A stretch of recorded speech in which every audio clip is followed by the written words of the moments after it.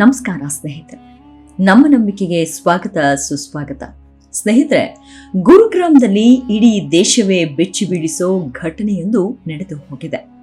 ಈ ಘಟನೆಯಲ್ಲಿ ದೇಶದ ಉದಯೋನ್ಮುಖ ಟೆನ್ನಿಸ್ ಆಟಗಾರ್ತಿಯ ಪ್ರಾಣ ಪಕ್ಷಿ ಹಾರಿ ಹೋಗಿದೆ. ಖುದ್ದು ಆಕೆಯ ತಂದೆಯೇ ಮಗಳನ್ನ ಬಲಿ ಪಡೆದ ಕಥೆ ಇದು. ದೇಶೀಯ ಹಾಗೂ ಅಂತಾರಾಷ್ಟ್ರೀಯ ಟೆನ್ನಿಸ್ ಪಂದ್ಯಗಳಲ್ಲಿ ಆಟವಾಡಿ ಮೆಚ್ಚಿದ್ದ 25 ವರ್ಷದ ರಾಧಿಕಾ ಯಾದವ್ ಬದುಕಲ್ಲಿ ತಂದೆಯೇ ವಿಲನ್ ಆಗಿದ್ದಾನೆ. ಮಗಳನ್ನು ತನ್ನ ಪ್ರಾಣಕ್ಕಿಂತಲೂ ಹೆಚ್ಚು ಇಷ್ಟಪಡುವ ತಂದೆಯಿಂದಲೇ ಮಗಳ ಹತ್ಯೆ ಆಗೋದಕ್ಕೆ ಸಾಧ್ಯನ? ಟೆನ್ನಿಸ್ ಆಟಗಾರ್ತಿ ಬಾಳಲ್ಲಿ ನಡೆದೇ ಬಿಡ್ತು ದುರಂತ. ಮಾಜಿ ಟೆನ್ನಿಸ್ ಆಟಗಾರ್ತಿ ರಾಧಿಕಾ ಯಾದವ್ ಅವರ ಹತ್ಯೆ ಬಹಳಷ್ಟು ಪ್ರಶ್ನೆಗಳನ್ನ ಹುಟ್ಟುಹಾಕಿದೆ. ರಾಧಿಕಾ ಯಾದವ್ ಅವರನ್ನು ಅವರ ತಂದೆಯೇ ಗುಂಡಿಕ್ಕಿ ಹತ್ಯೆ ಮಾಡಿದ ಘಟನೆ ಜುಲೈ 10 ಗುರುಗ್ರಾಮ್ನಲ್ಲಿ ನಡೆದಿದೆ. 49 ವರ್ಷದ ದೀಪಕ್ ಯಾದವ್ ತಮ್ಮ ಮಗಳನ್ನು ಕೊಂದಿದ್ದಾಗಿ ಪೊಲೀಸರ ಮುಂದೆ ತಪ್ಪೊಪ್ಪಿಕೊಂಡಿದ್ದಾರೆ.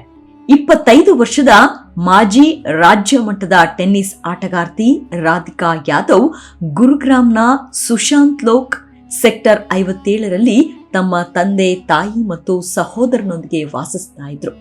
ತಮ್ಮ ಮನೆಯೊಳಗಡೆ ತಂದೆ ದೀಪಕ್ ಯಾದವ್ ಅವರು ತಮ್ಮ ಮಗಳು ರಾಧಿಕಾ ಯಾದವ್ ಅವರನ್ನ ಗುಂಡಿಕ್ಕಿ ಹತ್ಯೆ ಮಾಡಿದ್ದಾರೆ ಅಂತ ಪೊಲೀಸರ ವಿಚಾರಣೆಯಲ್ಲಿ ಬೆಳಕಿಗೆ ಬಂದಿದೆ. ಗುರುಗ್ರಾಮ್ನಲ್ಲಿರುವ ರಾಧಿಕಾ ಯಾದವ್ ಅವರ 2 ಅಂತಸ್ತಿನ ಮನೆಯಲ್ಲಿ ಮಧ್ಯಾಹ್ನ 2 ಗಂಟೆ ಸುಮಾರಿಗೆ ಈ ಘಟನೆ ನಡೆದಿದೆ. ರಾಧಿಕಾ ಯಾದವ್ ಮನೆಯಲ್ಲಿ ಅಡುಗೆ ಮಾಡ್ತಿದ್ದಾಗ ಹಿಂದಿನಿಂದ ಬಂದ ತಂದೆ ದೀಪಕ್ ಯಾದವ್ ಆಕೆಯ ಮೇಲೆ ಗುಂಡು ಹಾರಿಸಿದ್ದಾನೆ. ಈ ವೇಳೆ ಆತ 5 ಗುಂಡುಗಳನ್ನ ಹಾರಿಸಿದ್ದು, ಅದರಲ್ಲಿ 3 ಗುಂಡುಗಳು ರಾಧಿಕಾ ಅವರ ಬೆನ್ನಿಗೆ ತಗುಲಿತ್ತು. ಗುಂಡಿನ ಶಬ್ದ ಕೇಳ್ತಿದ್ದಂತೆ ಅದೇ ಕಟ್ಟಡದ ಮತ್ತೊಂದು ಭಾಗದಲ್ಲಿ ವಾಸವಾಗಿದ್ದ ಆಕೆಯ ಚಿಕ್ಕಪ್ಪ ಕುಲ್ದೀಪ್ ಯಾದವ್ ಓಡೋಡಿ ಬರ್ತಾರೆ. ಮನೆಗೆ ಬಂದವರೇ ರಾಧಿಕಾಳನ್ನ ರಕ್ತದ ಮಡುವಿನಲ್ಲಿ ಕಂಡು ಶಾಕ್ ಆಗ್ತಾರೆ. ಗುಂಡೇಟಿನಿಂದ ತೀವ್ರ ರಕ್ತಸ್ರಾವಕ್ಕೊಳಗಾಗಿದ್ದಳು. ಈ ವೇಳೆ ಕುಲ್ದೀಪ್ ಯಾದವ್ ಕೂಡಲೇ ಆಕೆಯನ್ನ ಆಸ್ಪತ್ರೆಗೆ ಕರೆದುಕೊಂಡು ಹೋಗ್ತಾರೆ. ಆದರೆ ಯಾವುದೇ ಪ್ರಯೋಜನ ಆಗೋದಿಲ್ಲ. ಅಷ್ಟರಲ್ಲಿ ರಾಧಿಕಾ ಪ್ರಾಣ ಪಕ್ಷಿ ಹಾರಿ ಹೋಗಿತ್ತು.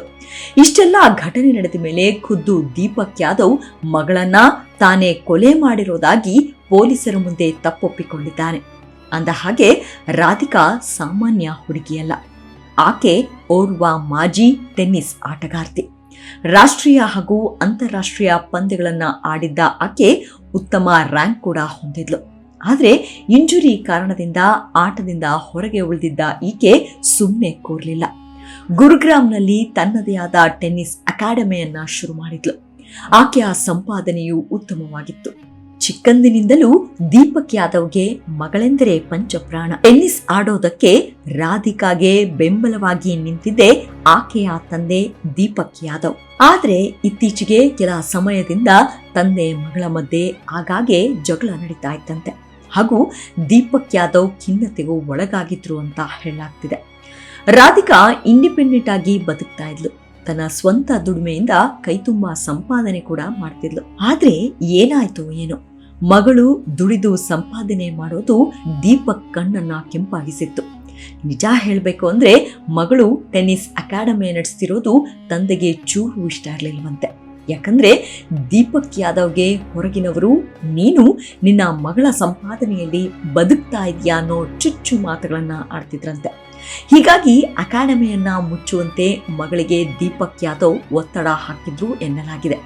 ಇದೇ ಜಗಳ ದೊಡ್ಡದಾಗಿ ಮಗಳನ್ನ ಹತ್ಯೆ ಮಾಡಿರಬಹುದು ಅನ್ನೋ ಅನುಮಾನ ಕಾಡ್ತಿದೆ. ಆದ್ರೆ ರಾಧಿಕಾ ಹತ್ಯೆಗೆ ಇದೊಂದೇ ಮಾತ್ರ ಕಾರಣ ಅಲ್ಲ ಅಂತ ಹೇಳಲಾಗ್ತಾ ಇದೆ. ಸಾಮಾಜಿಕ ಜಾಲತಾಣಗಳಲ್ಲಿ ಆಕ್ಟಿವ್ ಆಗಿದ್ದ ರಾಧಿಕಾ ಸೋಷಿಯಲ್ ಮೀಡಿಯಾದಲ್ಲೂ ಸಖತ್ ಫೇಮಸ್ ಆಗಿದ್ರು. ಇದು ಕೂಡ ತಂದೆಗೆ ಇಷ್ಟ ಇರಲಿಲ್ವಂತೆ. ಈ ವಿಚಾರಕ್ಕೂ ಕೂಡ ಅಕ್ಕಪಕ್ಕದವರಿಂದ ಸಾಕಷ್ಟು ಮಾತುಗಳನ್ನ ದೀಪಕ್ ಯಾದವ್ ಕೇಳಿದ್ರಂತೆ. ಆದರೆ ಮಗಳು ತಂದೆ ಹೇಳಿದ ಯಾವ ಮಾತನ್ನು ತಲೆಗೆ ಹಾಕೊಳ್ತಿರ್ಲಿಲ್ಲ. ತನ್ನ ಮೂಗಿನ ನೇರಕ್ಕೆ ತನಗಿಷ್ಟ ಬಂದಂತೆ ಮಾಡ್ತಿದ್ಲು. ಇತ್ತೀಚೆಗೆ 15 ದಿನಗಳಿಂದ ರಾಧಿಕಾ ತಂದೆ ಖಿನ್ನತೆಗೆ ಒಳಗಾಗಿದ್ರಂತೆ. ಮಗಳ ನಡವಳಿಕೆಯಿಂದ ಸಿಟ್ಟಿಗೆದ್ದ ರಾಧಿಕಾ ಅಪ್ಪ ಮಗಳನ್ನ ನಿರ್ದಾಕ್ಷಿಣ್ಯವಾಗಿ ಕೊಂದು ಮುಗಿಸಿದ್ದಾನೆ ಅಂತ ಹೇಳಲಾಗ್ತಿದೆ. ರಾಧಿಕಾ ಕುಟುಂಬವೇನು ಬಡ ಕುಟುಂಬವಲ್ಲ. ದೀಪಕ್ ಯಾದವ್ ಸ್ಥಿತಿವಂತನಾಗಿದ್ದ. ದೀಪಕ್ ಯಾದವ್ಗೆ ಗುರುಗ್ರಾಮ್ನಲ್ಲಿ ಅನೇಕ ಬಾಡಿಗೆ ಮನೆಗಳಿದ್ದು ಅದರಿಂದ ಸಾಕಷ್ಟು ಆದಾಯ ಗಳಿಸ್ತಾ ಇದ್ದ. ತಿಂಗಳಿಗೆ 15ರಿಂದ 17 ಲಕ್ಷದವರೆಗೂ ಸಂಪಾದನೆ ಇತ್ತಂತೆ. ಜೊತೆಗೆ ದೀಪಕ್ ಬಳಿ ಐಷಾರಾಮಿ ಫಾರ್ಮ್ ಹೌಸ್ ಸೇರಿದಂತೆ ಅನೇಕ ಪ್ರಾಪರ್ಟಿಗಳು ಇತ್ತು ಎನ್ನಲಾಗುತ್ತೆ. ಇತ್ತೀಚೆಗೆ ಲಭ್ಯವಾದ ಮಾಹಿತಿ ಪ್ರಕಾರ ರಾಧಿಕಾ ಕೊಲೆಯ ಹಿಂದೆ ತಂದೆ ದೀಪಕ್ ಯಾದವ್ ಮಾತ್ರವಲ್ಲದೆ ಬೇರೆಯವರ ಕೈವಾಡವೂ ಇದೆ ಅನ್ನೋ ಅನುಮಾನ ಮೂಡುತ್ತಿದೆ. ಇದಕ್ಕೆ ಕಾರಣ ಆಕೆಯ ತಾಯಿ ನೀಡಿದ ಅದೊಂದು ಹೇಳಿಕೆ. ನಾನು ಈ ಘಟನೆ ನಡೆದ ಸಮಯದಲ್ಲಿ ಮನೆಯ ಕೆಳಗಿದ್ದೆ. ಗುಂಡಿನ ಶಬ್ದ ಕೇಳಿ ಓಡೋಡಿ ಬಂದಿದ್ದಾಗಿ ಆಕೆಯ ತಾಯಿ ಹೇಳಿದ್ದಾರೆ. ಆದರೆ ರಾಧಿಕಾ ಚಿಕ್ಕಪ್ಪ ಹೇಳುವ ಪ್ರಕಾರ ಆತ ಮನೆಗೆ ಬಂದಾಗ ಆಕೆಯ ತಾಯಿ ಮಂಜು ಮನೆಯಲ್ಲೇ ಇದ್ಲು ಅಂತ. ಅಷ್ಟಕ್ಕೂ ಕೊಲೆಯ ಸಂದರ್ಭದಲ್ಲಿ ಮಂಜು ಮನೆಯಲ್ಲೇ ಇದ್ರೆ ಪೊಲೀಸರ ಬಳಿ ಯಾಕೆ ಸುಳ್ಳು ಹೇಳಿತ್ತು? ಅಷ್ಟಕ್ಕೂ ರಾಧಿಕಾ ಯಾದವ್ ಮನೆಯವರಿಂದಲೇ ಸತ್ಯ ಮುಚ್ಚಿಡುವ ಪ್ರಯತ್ನ ಆಗ್ತಿದೆಯಾ?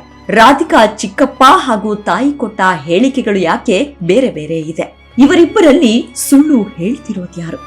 ಎರಡನೆಯದಾಗಿ ಇಲ್ಲಿ ರಾಧಿಕಾ ಅಣ್ಣನ ಸುಳಿವೇ ಇಲ್ಲ. ಆತ ಮನೆಯಲ್ಲಿ ಇದ್ನ ಅಥವಾ ಹೊರಗಡೆ ಇದ್ನ ಗೊತ್ತಿಲ್ಲ. ಒಂದ್ ವೇಳೆ ಆತ ಮನೆಯಲ್ಲಿದ್ರೆ ಘಟನೆ ಬಗ್ಗೆ ಮಾತನಾಡಿಲ್ಲ ಯಾಕೆ? ರಾಧಿಕಾ ತಾಯಿ ಹಾಗೂ ಅಣ್ಣನ ನಡವಳಿಕೆ ಇಲ್ಲಿ ಅನುಮಾನಕ್ಕೆ ಕಾರಣವಾಗಿದೆ. ತಂದೆಯ ಜೊತೆಗೆ ಇವರಿಬ್ಬರೂ ಕೂಡ ಕೊಲೆಯಲ್ಲಿ ಭಾಗಿಯಾಗಿದ್ರ ಅನ್ನೋ ಸಂಶಯ ಮೂಡೋದಕ್ಕೂ ಶುರುವಾಗಿದೆ. ಪೊಲೀಸರ ಪ್ರಕಾರ ರಾಧಿಕಾ ಅಡುಗೆ ಮನೆಯಲ್ಲಿದ್ದಾಗ ನೇರವಾಗಿ ಅಲ್ಲಿಗೆ ಬಂದ ದೀಪಕ್ ಆಕೆಯ ಮೇಲೆ ಗುಂಡು ಹಾರಿಸ್ತಾನೆ. ಏಕಾಏಕಿ ಈ ರೀತಿ ಮಾಡೋದಕ್ಕೆ ಸಾಧ್ಯವಿಲ್ಲ. ಆತ ಈ ಮೊದಲೇ ಪ್ಲಾನ್ ಮಾಡಿಕೊಂಡು ಇದನ್ನೆಲ್ಲ ಮಾಡಿದ್ದಾನೆ ಎಂದು ಪೊಲೀಸ್ ಮೂಲಗಳಿಂದ ಮಾಹಿತಿ ಲಭ್ಯವಾಗಿದೆ. ಮಗಳನ್ನೇ ಕೊಲ್ಲುವಂತಹ ಕಟುಕ ಮನಸ್ಸು ಆತನಿಗೆ ಬಂದಿದ್ದಾದ್ರೂ ಹೇಗೆ? ರಾಧಿಕಾ ಈ ಜನರೇಷನ್ ಹುಡುಗಿ. ಆಕೆ ಸಾಮಾಜಿಕ ಜಾಲತಾಣಗಳಲ್ಲಿ ಸಕ್ರಿಯವಾಗಿದ್ಲು. ಮನೆಯವರು ಹಾಗೂ ಸ್ನೇಹಿತರ ಜೊತೆಗೆ ರೀಲ್ಸ್ ಮಾಡ್ತಾ ಇದ್ಲು. ಟೆನ್ನಿಸ್ ಆಟಗಾರ್ತಿಯಾಗಿದ್ದ ಈಕೆ ರೀಲ್ಸ್ ಮಾಡೋದು ನಮ್ಮ ಮರ್ಯಾದೆಗೆ ಧಕ್ಕೆ ತರುತ್ತೆ. ಹೀಗಾಗಿ ಈ ವಿಚಾರ ತಂದೆ ಹಾಗೂ ಅಣ್ಣನಿಗೆ ಕೊಂಚವೂ ಇಷ್ಟ ಇರಲಿಲ್ಲ. ಇದೇ ಕಾರಣಕ್ಕೆ ಮನೆಯಲ್ಲಿ ಆಗಾಗ ಕಲಹಗಳು ನಡೀತಿದ್ವು.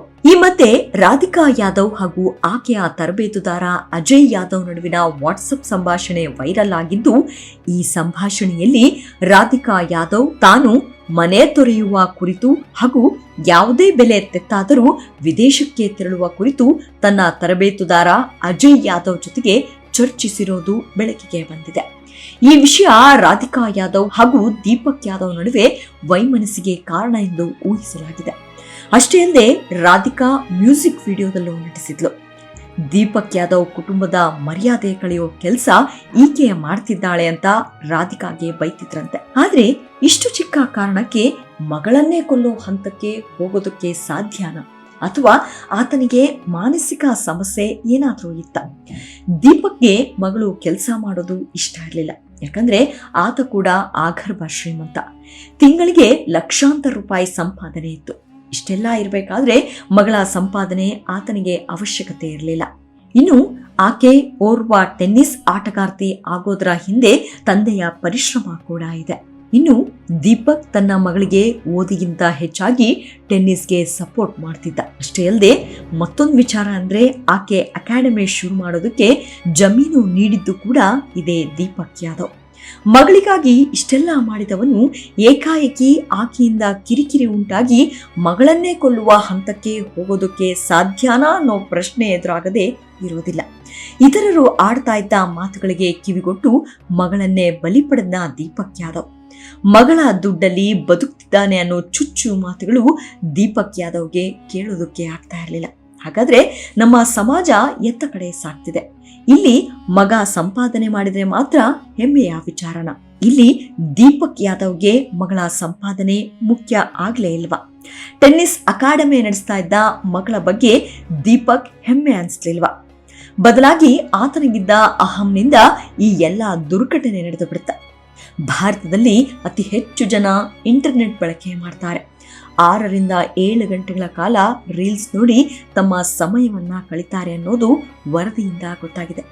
ಈ ಹಿಂದೆ ಎಲ್ಲ ಕುಡಿತ ಹಾಗೂ ಜೂಜಿನ ಕಾರಣದಿಂದಾಗಿ ಹತ್ಯೆಗಳು ನಡೀತಾ ಇತ್ತು. ಆದ್ರೀಗ ಸೋಷಿಯಲ್ ಮೀಡಿಯಾದ ಕಾರಣದಿಂದಲೇ ಗಂಡ ಹೆಂಡತಿ ನಡುವೆ ಕಲಹ ಮತ್ತು ಕೊಲೆ ಹೆಚ್ಚಾಗಿ ನಡೀತಾ ಇರೋದು. ರಾಧಿಕಾ ಪ್ರಕರಣದಲ್ಲೂ ಕೂಡ ಇದೇ ಆಗಿತ್ತು.